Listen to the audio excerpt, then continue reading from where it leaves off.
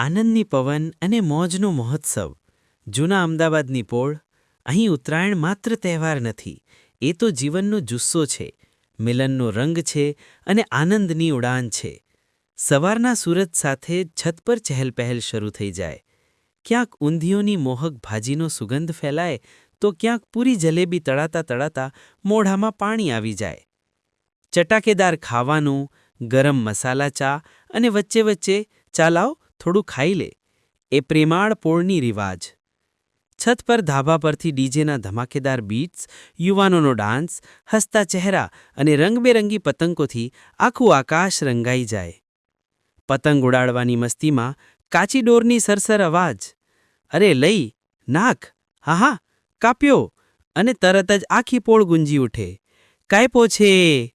પતંગની લપેટ માટે ઊંચા નીચા છાપરા પર દોડાદોડ. લપેટ, લપેટ, ઝડપથી લપેટ, નાચીશો. માઠા ચહેરા પર ખુશીના તેજ સાથે ફંફુસાયેલું પતંગ હાથમાં આવતાની મજા જ કંઈક જુદી. સાંજ પડતા તો છત પર ગરમાની મોજ.